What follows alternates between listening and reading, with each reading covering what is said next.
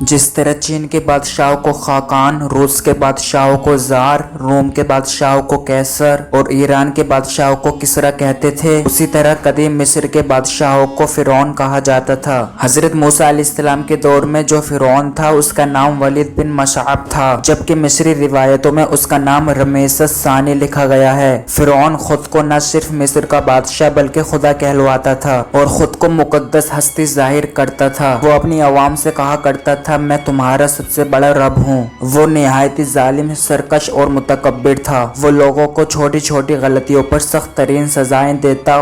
فرعون کی حکومت میں بنی اسرائیل کی حالت بدترین تھی۔ ان سے مصر کے تمام عہدے چھین لیے گئے تھے اور ان پر قبطی لوگ بے انتہا ظلم و ستم ڈھاتے تھے۔ بنی اسرائیل کی تعداد کئی لاکھ ہونے کے باوجود مصر میں ان کی حیثیت صرف غلام کی تھی۔ فرعون نے یہ حکم جاری کیا تھا کہ لوگ اس کے آگے سجدہ کریں گے اور بنی اسرائیل میں سے جو شخص بھی اسے سجدہ کرنے سے انکار کرتا وہ اسے کھولتے ہوئے تیل میں ڈال دیا کرتا۔ اللہ نے حضرت موسیٰ علیہ السلام کو مبعوث کیا۔ انہوں نے فرعون کو دعوت توحید دینے اور اسے سرکش اور تکبر سے توبہ کرنے کو کہا۔ حضرت موسیٰ علیہ السلام اور حضرت ہارون علیہ السلام دربار فرعون میں گئے اور فرمایا، ہم دونوں تمہارے رب کے رسول ہیں، ہمارے ساتھ بنی اسرائیل کو جانے دو اور سلامتی اس آدمی پر جو راہ حق کی پیروی کرے۔ فرعون کہنے لگا، تمہارا رب العالمین کون ہے؟ موسیٰ علیہ السلام نے کہا، وہ آسمانوں اور زمین کا رب ہے، اگر تمہیں اس بات کا یقین ہو۔ فرعون کے مطالبے پر حضرت موسیٰ علیہ السلام سے اژدہا کا معجزہ بھی ظاہر ہوا، لیکن فرعون کہنے لگا، میں موسیٰ کو قتل کروں گا۔ وہ اپنے رب کو بلا لے، تم چاہے جو نشانی لے آؤ، میں ایمان لانے والا نہیں۔ لہٰذا اللہ نے فرعونیوں پر ٹڈیوں، جواؤں، مینڈکوں اور خون کا عذاب بھیجا، جو موسیٰ علیہ السلام کی نبوت کی واضح نشانی تھی، جس سے وہ مصائب میں مبتلا کر دیے گئے۔ ان نشانیوں کے ظاہر ہونے کے باوجود فرعون اپنی انا اور سرکشی پر قائم رہا اور یہ منصوبہ بنایا کہ موسیٰ علیہ السلام اور بنی اسرائیل پر لشکر کشی کر کے انہیں قتل کر دے گا۔ لہٰذا اللہ تبارک و تعالیٰ نے موسیٰ علیہ السلام کو حکم دیا کہ راتوں رات بنی اسرائیل کو لے کر مصر سے فلسطین کے لیے نکل جائیں۔ لہٰذا آپ بنی اسرائیل کے ساتھ نکل پڑے۔